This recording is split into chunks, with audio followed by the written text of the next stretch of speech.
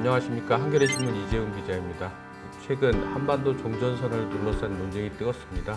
언론 전문가이신 민주평통 수석부의장 정세현 선생님 모시고 말씀 듣겠습니다. 네, 안녕하세요. 오랜만입니다.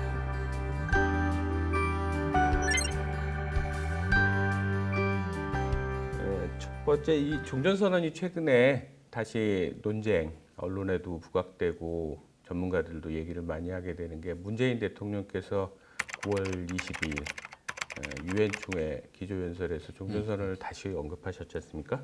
한반도에 남아있는 비극적 상황을 끝낼 때가 되었습니다. 그 시작은 평화에 대한 서로의 의지를 확인할 수 있는 한반도 종전선언이라고 믿습니다.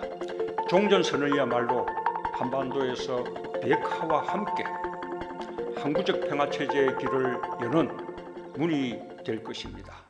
코리아 소사이어티에서는 종전선언을 위한 한미 양국의 협력 필요성을 강조하셨습니다.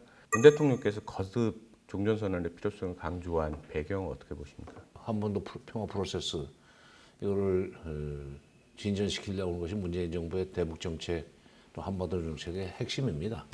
근데 한반도 평화 프로세스를 진전시키려면은 문 대통령이 말씀하셨듯이 종전선언이라는 문으로 들어가서 평화협정의 길과 비핵화의 길 두 개를 나란히 진전을 시키면 결국 나중에 평화협정이 맺어지면서 동시에 비핵화도 마무리되는 그런 상태를 머릿속에 그리고 지금 하시는 말씀인데 거기에 대해서 이제 그 원리를 모르면 왜 종전선언부터 하냐.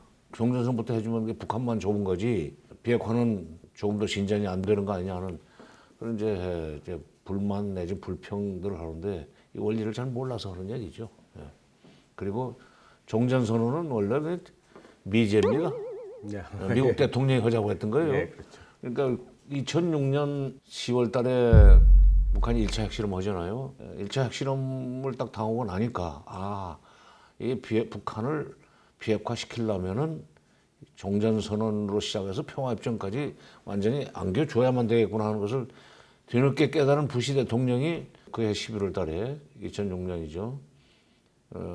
하노이에서 한미 정상회담 할 때 그 얘기를 하지 않았어요.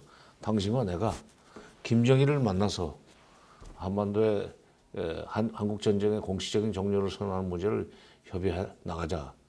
그게 종전선언이라는 말의 출발이에요. 그렇죠. 남북 정상 차원에는 2007년 그 14정상 선언에서도 3사자 정상에 의한 종전 선언 얘기가 있었고 2018년 4.27 판문점 선언에도 있었지 않습니까? 그렇죠. 2006년 11월 달에 부시 대통령이 노무현 대통령한테 그런 얘기를 했기 때문에 2007년 14정상 선언에서는 한반도 관련 3국 또는 4국의 정상들이 한반도 지역에서 만나 한국 전쟁의 공식적인 종료를 선언하는 문제를 협의하기로 하였다. 그런 조항이 들어가죠.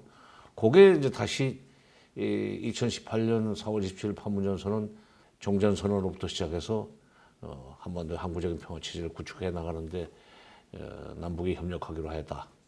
이런 이제 구절이 들어가고 그게 6월 12일 2018년 6월 12일 싱가포르 회담에서는 북미 간에도 그 얘기가 된 거죠. 있었죠.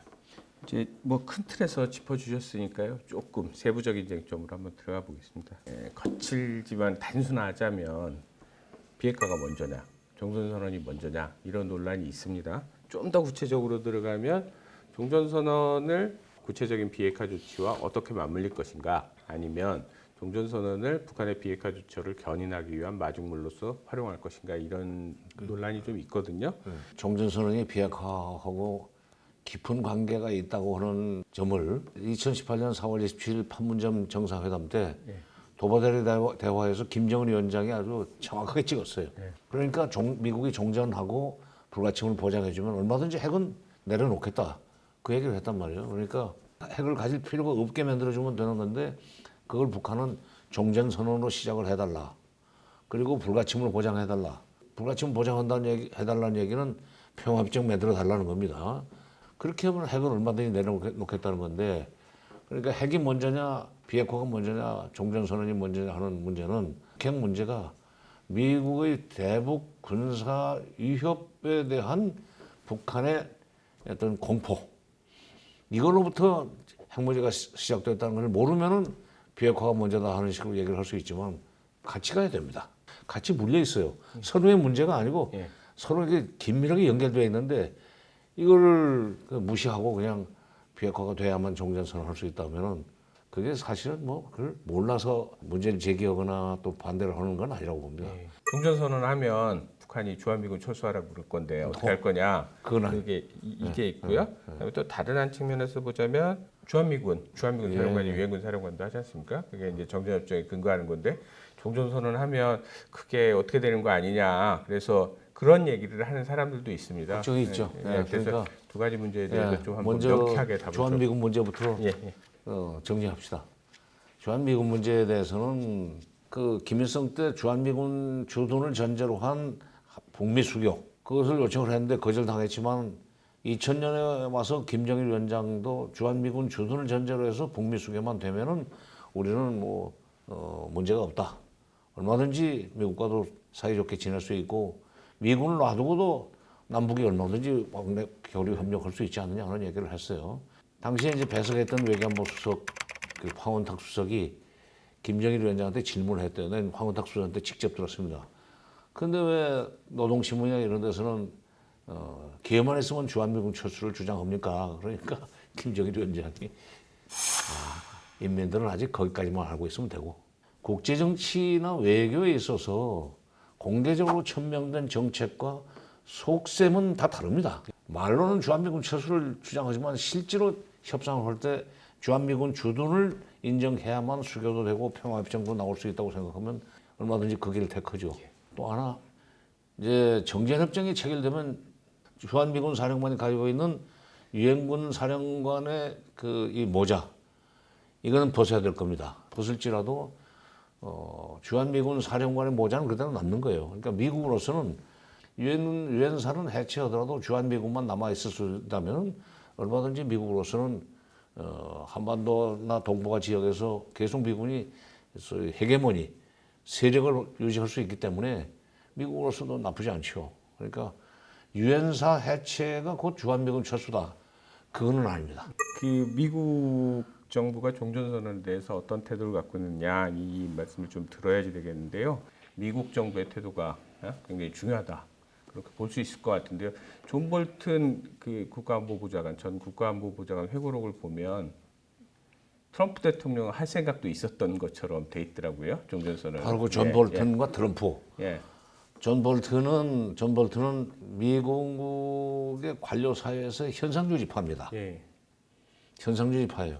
미국의 현상주의파라고 하는 것은 군산복 합치하고도 밀접하게 연결되어 있는 거의 이신동체나 다름없는 그 집단의 대표 주자가 이제 존 볼튼이고 트럼프 대통령은 사실은 관료 집단과 거리가 있는 말하자면 정치권 밖에서 들어온 사람 아니에요. 조지 W 부시 대통령도 종전선언을 해야만 북핵 문제를 해결할 수 있다고 생각을 했었고 그다음에 트럼프 대통령도 그런 생각을 했었는데 문제는 그 밑에 있는 관료들이에요. 예.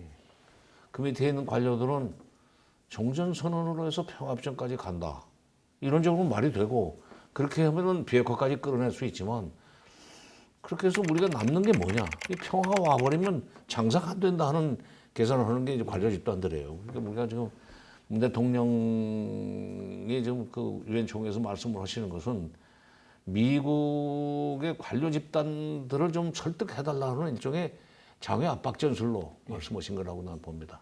말씀하셨듯이 뭐 미국 관료 그다음에 워싱턴에 있는 전문가, 한반도 전문가들은 대체로 좀 소극적인 것 같은데 최근에 보면 좀 주목할 만한 변화도 있는 것 같더라고요. 미국 연방 하원 의원들이 한국 전쟁 종전선언 결의안에 대해서 서명한 걸 보니까 51명 있어요. 이제는 이제 미국의 하원 의원이 435명이고 상원이 100명 아닙니까? 그럼 이제 상원에서 그것이 의결이 되거나 하원에서 의결이 돼서 미국 정부가 종전선언을 해야 된다는 결의안이 나온다면은 미국 정부도 어쩔 수 없죠. 예.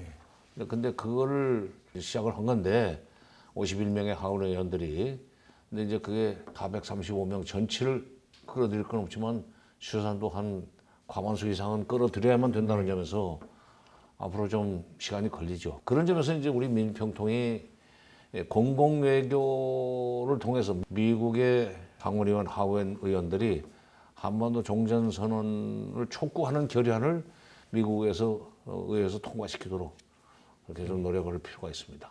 이번에는 북한 쪽으로 한번 넘어가 보겠습니다. 북한은 뭐 전통적으로는 종전선언에 적극적이었는데 싱가포르 북미 정상회담 뒤에 그 폼페이오 국무장관이 평양에 왔을 때 그 뒤에 외무성 대변인 담화로 뭐 험한 소리만 좀 늘어났거든요.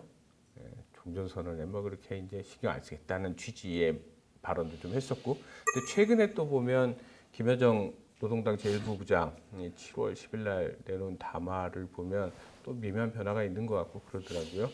북한은 간절히 원하죠. 하여튼 북쪽으로서는 김여정이 직접 종전선언을 추진하는 주체로 내년 당대회의에 나올 수는 있을 것 같습니다.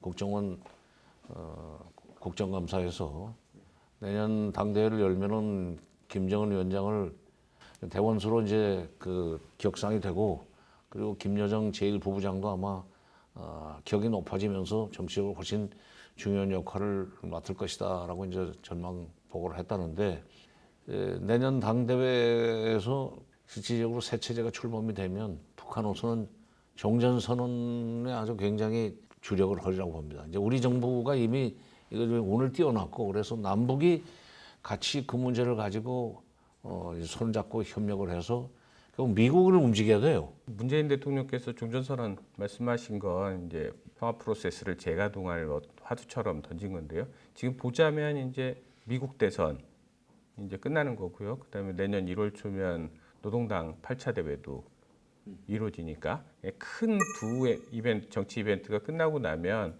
한반도 정세를 규정하는 환경에 약간 변화가 있을 것 같은데, 선거 결과가 어떻게 나올지 이제 그건 알 수가 없는데, 오늘 이 시간 현재로는 좀 예단할 수가 없습니다. 바이든이 만약 당선이 된다면은 조금 그 종전선언 문제라든지 비핵화 문제 관련해서 미국 정부의 입장이 이렇게 속도감 있게 나오진 않을 거예요.